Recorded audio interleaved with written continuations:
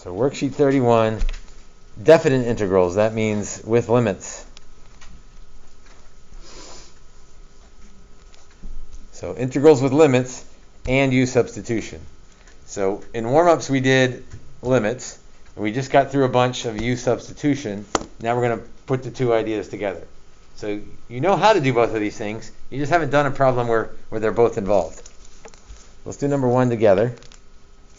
It looks like if we let u be 3x squared plus 1, then du will be something close to what we have, 9x dx.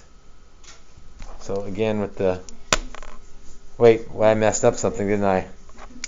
Already, yes. My brain's not awake yet either. 6x dx. Good catch. Heard the murmurings as soon as I wrote 9x. So bring the power down. 3 times 2 is 6. While I wait for the whiteout to dry.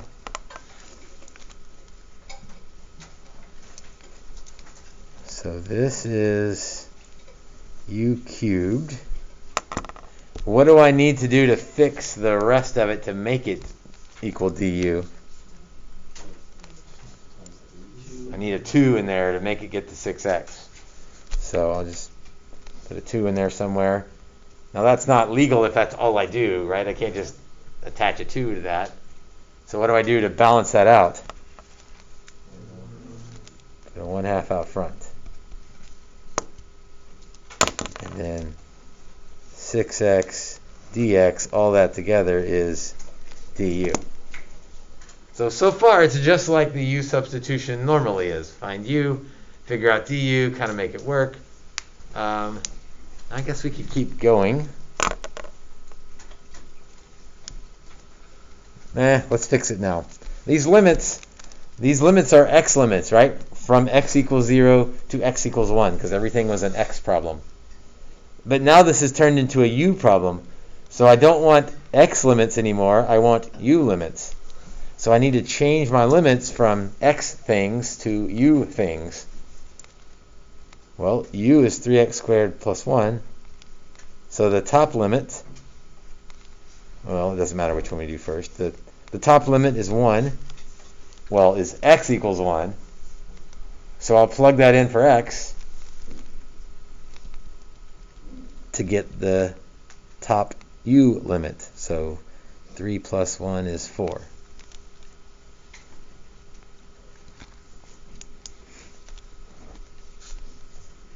So my top limit is now 4. My bottom limit was x equals 0. And now that means if x is 0, u is equal to 1. So my limits have changed because they were x limits, but they have to be u limits. That's kind of the only, that is the big deal for today is make the limits u values. That's your notes for today. That's it in the line. Make the limits u values when you do u substitution. Otherwise, you've got x values, x limits with a u integrand. That's crisscross. Like that's not going to work. So make sure you switch everything to u's. And then here's the payoff of doing that. So antiderivative of u cubed is u to the 4th over 4. From 1 to 4. So I'm going to kind of pull the 1/4 out so I don't have to keep messing with that. So 1/8.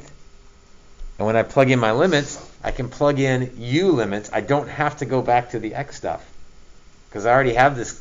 I've changed everything to u's. I don't have to go back to x's. So 4 to the 4th minus 1 to the 4th. And that would actually be a safe stop. 4 to the 4th is 4, 16, 64, 256. So 255 over 8 if we were looking for a refined answer, a multiple choice answer maybe. But this one would have been an okay safe stop. So I guess the bad news is you got to switch the limits to U stuff. The good news is you don't have to switch your answer back into X stuff because you have everything in terms of U. The trick is some people will do one or the other or both, like they'll switch some things and then switch some things back. Once you switch to U, stay with U. Don't mess with anything else. Why don't you try?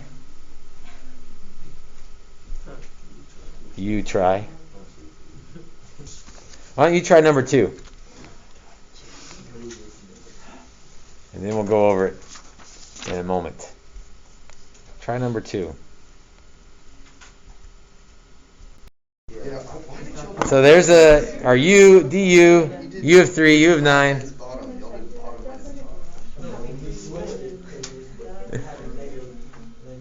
Okay, be careful. When you plug in 3 for X, you get 0 for U. So that means the 0's got to go where the 3 was. And the 9's got to go where the 0 was. And so that's U to the 1/2 du. Now here's where people started taking different paths. And that's okay. So some people are just like, well, it's always top minus bottom. I don't care if they feel like they're out of order. I'll just do top minus bottom after you integrate. And that's okay. Others of you are like, wait a minute, that's backwards. I want to fix that. And you can fix it. By fix it, I mean switching the limits. And what's the price you pay if you want to switch the limits? You take the negative, or you add a negative, which would make it positive. You change the sign, maybe a better way to say it. So our paths kind of diverge here. Some of you are ready to antiderivative and go with what you got. And others of you are like, hold on, I want to fix that. And then an antiderivative. And your answers are going to look a little different, but if you look more closely, they should still be the same. So I'm going to switch them.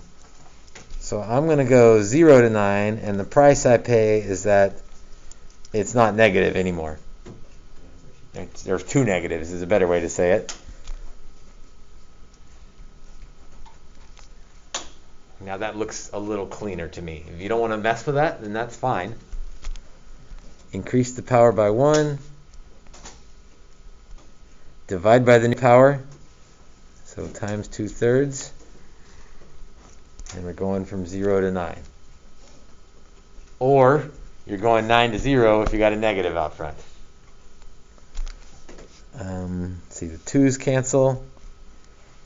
There's also some safe stop possibilities coming up. But I'm going to cancel the 2's. And so 9 to the 3/2 minus 0 to the 3/2. And that would be an okay safe stop right there. So you do have to plug in the limits. After they're plugged in, how much more algebra you want to do is kind of up to you. So that is a safe stop. But you know, CalcChat or multiple choice, they clean this up a little bit. Square root of 9 is 3. 3 cubed is 27. 0 to anything is 0. And 1/3 of 27 is 9. All right, I see a few nods, so I must have got that one right.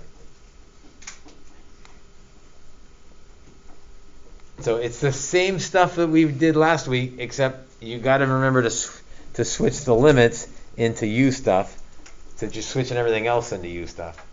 Otherwise, you're plugging X values into a U equation, and that you're going to mess stuff up. Let's try number 6.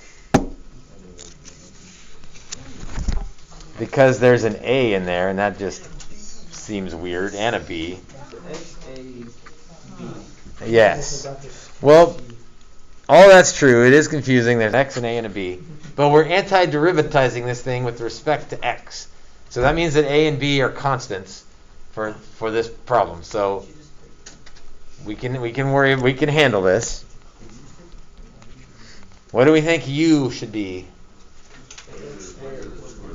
You guys are getting good at this. Ax squared plus b.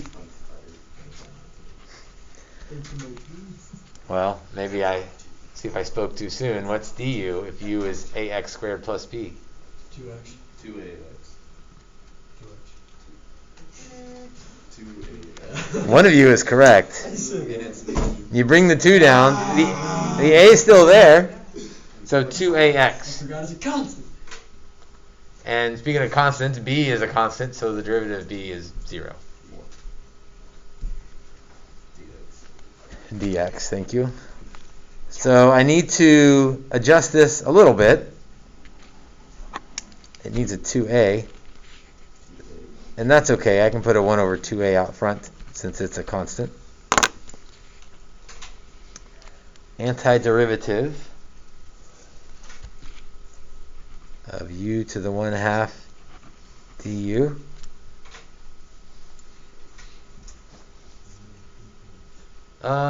Let's keep doing it the same way we've been doing it. So u of 1 is, that means 1 goes in for x, not for a or b, but just for x. So what's u of 1? A plus A squared. 1 goes in for x, a plus b. 1 squared is 1 times a plus b. So a plus b is the top limit. U of 0 would just be b.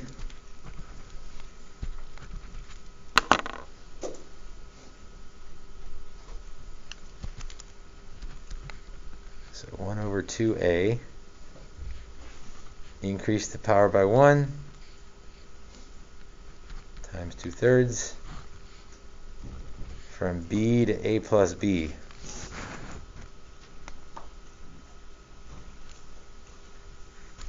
So I'm going to pull out the 2/3 so I don't have the fraction running all the way through the problem. So 1 over 3a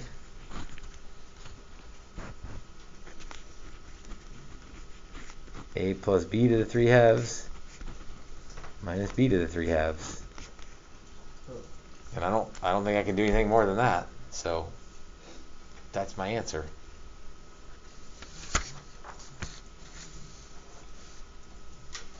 It's kind of a weird one.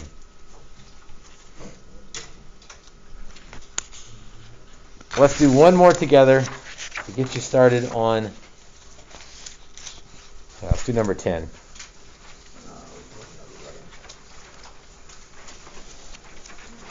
Eleven has a lot of properties in it. It's not too bad. We'll probably do some in number 11 tomorrow. But number 10, what do you think u should be?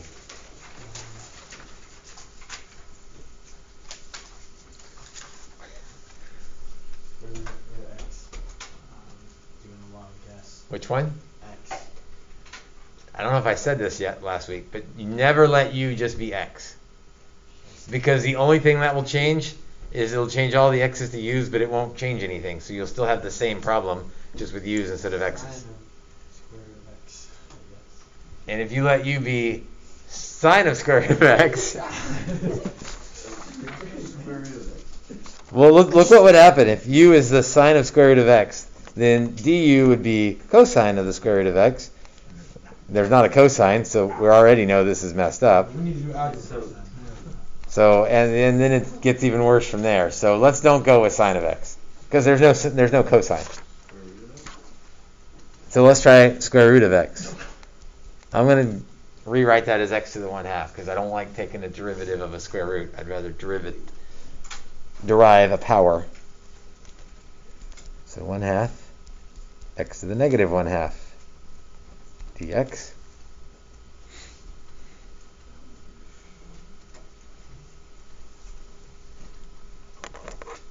Okay, this is, I think, good news.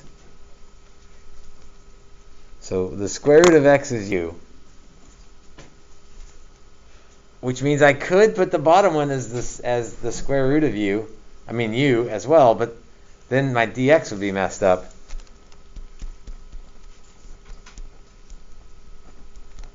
but our derivative kind of takes care of it as well.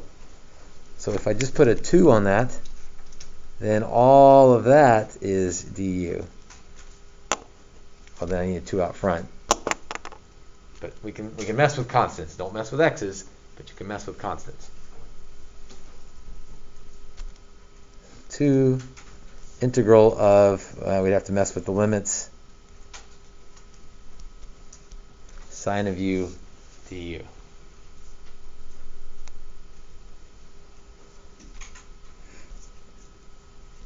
So u of pi squared, which looks terrible until you realize that we're just taking the square root of pi squared. So that turns out to be just pi. U of pi squared over 4.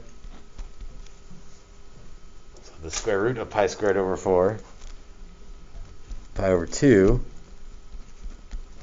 And so this u substitution made our integrand easier, made our limits easier. Now, I think we are almost out of time, so we'll stop there, but I think you can finish it from there. So your assignment today is finish this worksheet. We'll go over some tomorrow. Tomorrow there's not a review assignment. There's 4 or 5 warm-ups that we'll do, the kind of test inspired, and we'll go over this. So no extra assignment tomorrow, because your extra assignment will be review all your old assignments and make sure you know what's going on. How much will we do? So the homeworks that'll be due on Thursday, because it'll be due the second day, will be 3 things. I don't know. And there will have been like 1, 2, 3, 4. There will be 4 things that we've done, and 3 of them will be due. Actually, we'll count tomorrow's warm-ups as well. That should be a free one, basically, right? I mean, so 3 things out of 5 will be due on Thursday.